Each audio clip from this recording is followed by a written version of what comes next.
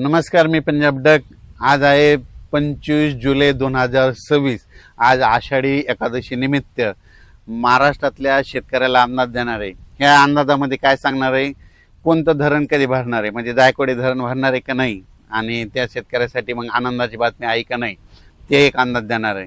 राज्यात आता पावसाचं सत्र कसं राहणार आहे ते एक सांगणार आहे, आणि त्याच्यानंतर राज्यात हे पाऊस कधीपर्यंत राहणार आहे त्याचा सविस्तर अंदाज देणार आहे। तर राज्यातल्या सर्व शेतकऱ्याला सांगू इच्छितो की आज 25 जुलै 2026 पासून ते राज्यामध्ये जवळपास 4 ऑगस्ट पर्यंत राज्यात दररोज विखुरलेल्या स्वरूपाचा पाऊस पडणार आहे। पण तो पाऊस आता रिमझिम स्वरूपाचा नसणार आहे। आता काय होणार आहे, दुपारनंतर ऊन पडणार आहे, दुपारी 2-3च्या नंतर काळकुट्ट आभाळ येणार आहे, अर्ध्या घंटाचा 1 तासाचा जोराचा पाऊस पडणार आहे, म्हणून हा अंदाज सर्व शेतकऱ्यांनी लक्षात घ्यायचा। तर राज्यात जिल्ह्यावाईज सांगायचं झालं तर सुरुवातीला आपण इकडं जे वंचित जिल्हे आहेत त्यांच्यासाठी सांगतो। एक म्हणजे सोलापूर जिल्ह्यासाठी आनंदाची बातमी। हे यात्रा परतल्याच्या नंतर म्हणजे आजपासूनच माझी यात्रा निघाली की लगेच राज्यामध्ये सोलापूर जिल्ह्याला देखील चांगला पाऊस पडणार आहे, म्हणून आनंदाची बातमी। धाराशिव जिल्ह्यात देखील पाऊस पडणार आहे, लातूर जिल्ह्यात देखील पडणार आहे, ह्या 5-6 दिवसामध्ये पडणार आहे। त्याच्यानंतर बीड जिल्ह्यात देखील पडणार आहे, अहिल्यानगरकडे देखील पडणार आहे, पुणे इंदापूर त्या भागात देखील असणार आहे, इकडे नांदेडकडे देखील असणार आहे, यवतमाळकडे देखील पडणार आहे, हिंगोलीकडे असणार आहे, वाशिमकडे देखील पडणार आहे, जालना जिल्हा, संभाजीनगर जिल्हा, त्याच्यानंतर जळगाव जिल्हा, बुलढाणा जिल्हा, अकोला जिल्हा, अमरावती जिल्हा, वाशिम जिल्हा, ह्या जिल्ह्यात देखील आता म्हणजे ह्या जवळपास 4 ऑगस्ट पर्यंत चांगला पाऊस पडणार आहे, म्हणून हा अंदाज लक्षात यायचा। अर्ध्या घंट्याचा पडणार पण जोराचा पाऊस पडणार आहे, म्हणून हा अंदाज लक्षात यायचा। सांगली जिल्ह्यात देखील चांगल्या सरी येणार आहे, म्हणून हा अंदाज लक्षात यायचा। त्याच्यानंतर सगळ्यात महत्त्वाचं सांगायचं झालं तर पुन्हा एक बंगालच्या खाडीमध्ये एक चक्रीवादळ तयार होत आहे, आणि त्याचं रूपांतर होत असल्यामुळे ते काय होणार आहे, परत ते महाराष्ट्राच्या दिशेकडे येणार, मग ते पाऊस काय होणार आहे, अति मुसळधार पाऊस पडणार आहे। चंद्रपूर, नागपूर, वर्धा, भंडारा, यवतमाळ, अमरावती, त्याच्यानंतर नागपूर इकडं, त्याच्यानंतर इकडं जळगावकडे जाईन, पुन्हा इंदोर, भुवनेश्वर, इंदोरकडे जाणार आहे, बुरामपूरकडे तसं जात पुन्हा इकडं नाशिककडे जाणार आहे, पुन्हा नंदुरबारला मुसळधार पाऊस पडणार आहे। असं करत करत ते पाऊस पुन्हा नाशिक एरियाकडे वळणार आहे, सुरतकडे जाणार आहे, गुजरातकडे पडणार आहे, त्याच्यामुळे काय होणार आहे, परत नाशिककडे पाऊस पडणार आहे, त्याच्यामुळे परत पुन्हा एकदा नद्याला पाणी वाढणार आहे। जे धरण क्षेत्राचा कॅचमेंट एरिया त्यामध्ये पाऊस येणार आहे, म्हणून त्यासाठी आनंदाची बातमी। म्हणजे सांगायचं झालं तर आणखीन जवळपास 4 ऑगस्ट पर्यंत राज्यात बऱ्याच भागामध्ये पाऊस पडणार आहे, म्हणून हे अंदाज सर्व शेतकऱ्यांना लक्षात घ्यायचा। अर्ध्या तासाचा पडणार आहे पण जोरदार पडणार आहे, म्हणून हे अंदाज सविस्तर लक्षात घ्यायचा। तर माझा परभणी जिल्हा म्हणून परभणी जिल्ह्यात देखील आज दुपारनंतर, आज 25 तारखेला देखील दुपारनंतर चांगला वेगवेगळ्या भागात जोराचा पाऊस पडणार आहे, म्हणून परभणीकरांसाठी आनंदाची बातमी। त्याच्यानंतर इकडं नाशिक जिल्ह्यामध्ये त्र्यंबकेश्वर, नंदुरबार जिल्हा, धुळे जिल्हा त्या पट्ट्यामध्ये देखील आता जवळपास 4 ऑगस्ट पर्यंत पावसाचा दौर असणार आहे, म्हणून अंदाज लक्षात यायचा। मुंबईकडे चालूच राहणार आहे, त्याच्यानंतर इकडे इगतपुरीकडे चालू राहणार आहे, इकडे पुणे, कोपरगाव, शिर्डी ह्या परिसरात देखील पाऊस असणार आहे। त्याच्यानंतर उदर, अकोले, संगमनेर तिकडे पाऊस पडणार आहे, पुण्याकडे पडणार आहे, म्हणून, आणि त्याच्यानंतर घाटमाथा, कोकणपट्टी हे देखील पाऊस पडणार आहे, म्हणून हा अंदाज सर्व शेतकऱ्यांनी लक्षात घ्यायचा। तेलंगणात आणि कर्नाटक तिकडल्या भागात देखील त्या राज्यात देखील पाऊस पडणार आहे, पण त्याच्यात सगळ्यात जास्त पाऊस इकडे आपल्या महाराष्ट्राच्या पलीकडे गुजरात आहे। गुजरातमध्ये सुरत, अहमदाबाद, बडोदा त्या तिकडं मात्र अतिवृष्टी होणार आहे, म्हणून त्यांनी अंदाज लक्षायचा। मध्य प्रदेशकडे अतिवृष्टी होणार आहे, म्हणून त्याच्यामुळं महाराष्ट्रात पाऊस पडणार आहे, म्हणून हा अंदाज शेतकऱ्यांनी लक्षात घ्यायचा। सगळ्यात महत्वाचं म्हणजे जायकवाडी धरण, नाथसागर म्हणजे 5-6 जिल्ह्याचं ताण भागवणारं धरण भरणार आहे की नाही याचा सविस्तर खुलासा सांगणार आहे। तर राज्यातल्या म्हणजे जायकवाडीचे जे धरण आहे, तर जायकवाडी धरणाची आज टक्केवारी तुम्हाला एक सांगू इच्छितो। आज राज्याची टक्केवारी जवळपास आता 41% गेलंय, तर माझा तरी अंदाज आहे ह्या म्हणजे 4 ते 5 दिवसामध्ये 55% जाणार आहे।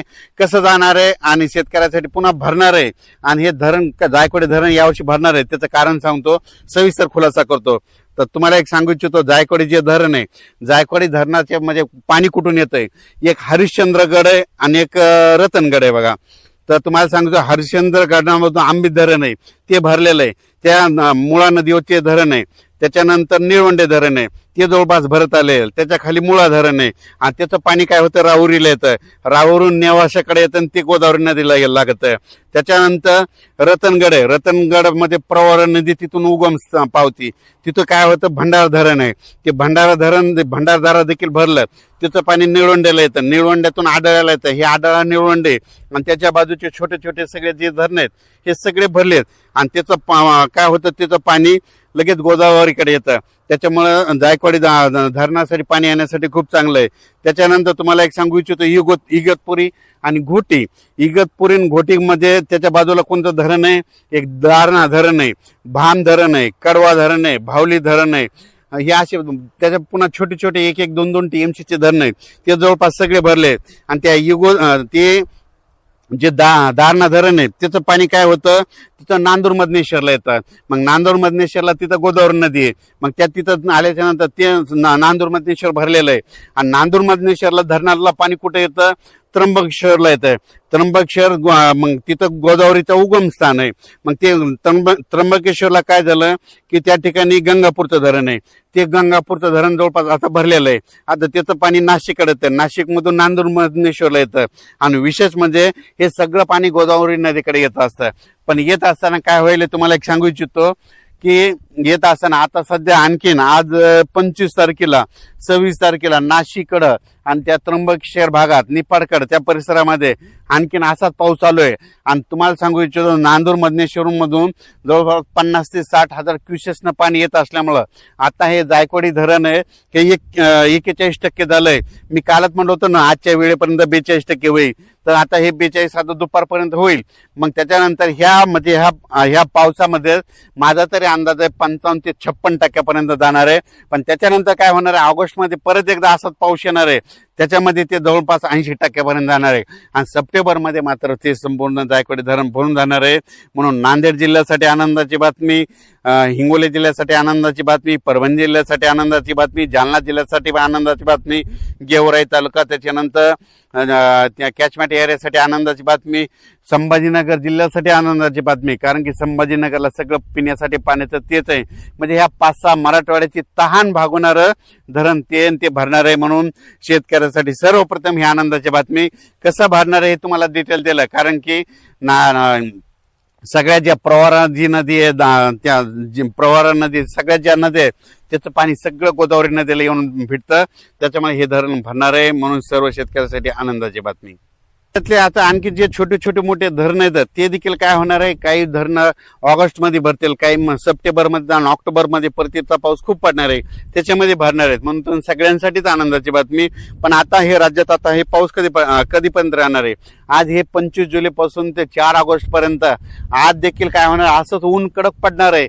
आणि ऊन कडक पडल्याच्या नंतर काय होणार आहे, दुपारी 2:30-3च्या नंतर काळाकुट्टा आभाळ येणार आहे आणि अर्ध्या घंट्याचा 22 मिनिटाचा 15 मिनिटाचा जोराचा पाऊस पडणार आहे. आणि सगळ्या शेतकऱ्यासाठी आनंदाचा पाऊस असणार आहे, म्हणून हे लक्षात घ्यायचं. त्याच्यानंतर सोलापूर जिल्हा वंचित आहे, तिकडे देखील ह्यामध्ये 4 ऑगस्ट पर्यंत चांगला पाऊस पडणार आहे आणि त्यांना देखील देवदान ठरणार आहे. धाराशिव जिल्ह्यात, लातूर जिल्ह्यात, बीड जिल्ह्यात, कडाष्टी या भागात देखील पाऊस पडणार आहे. त्याच्यानंतर इकडे वसमत तालुक्यामध्ये बऱ्याच भागामध्ये थोडाफार पाऊस कमी आहे, तिकडे देखील पडणार आहे. पालम एरिया देखील पडणार आहे. म्हणजे सांगायचं झालं तर जवळपास आता म्हणजे ह्या 4 ऑगस्ट पर्यंत दररोज वेगवेगळा पाऊस पडणार आहे, म्हणून हे लक्षायचं. आज देखील 25 तारखेला काय होणार आहे, दुपारनंतर विखुरलेला स्वरूपाचा पाऊस पडणार आहे. आता रिमझिम वगैरे पडणार नाही, पण जोराचा पाऊस पडणार आहे, म्हणून हे अंदाज लक्षायचा. पण ते चक्रीवादळ आल्याच्या नंतर त्याच्यानंतर हे एक बंगालच्या खाडीमध्ये एक चक्रीवादळ आहे, ते आता काय होईल 27-28च्या नंतर 29-30ला इकडे परत पुन्हा ते नाशिककडे जाणार आहे. मग नाशिककडे जात असल्यामुळे नंदुरबार जिल्हा तिकडल्या भागात मुसळधार पाऊस पडेल आणि त्याच्यामुळे त्र्यंबकेश्वर एरियात वणीचे देवी त्याच्यानंतर तिकडल्या भागात पडल्यामुळे ह्या जे मी आता जे धरणं सांगितले हे आधीच छोटे छोटे भरलेत आणि त्याच्यामध्ये काही भरलेले आहेत आणि त्याचं पाणी गोदावरीला येणार आहे. त्याच्यामुळे जायकवाडी धरण भरणार आहे, म्हणून ही सर्व शेतकऱ्यांनी लक्षात घ्यायचं. आज आषाढी एकादशी निमित्त खास करून जायकवाडी धरण भरणार की नाही त्याबद्दल हे माझ्या शेतातून अंदाज दिलेला आहे. हे आपलं सोयाबीनचं पीक आहे. आजच्यानं 25 दिवस झालेले, 30 जूनची पेरणी केलेली आहे आणि हे पाहू शकता संपूर्ण पीक. धन्यवाद.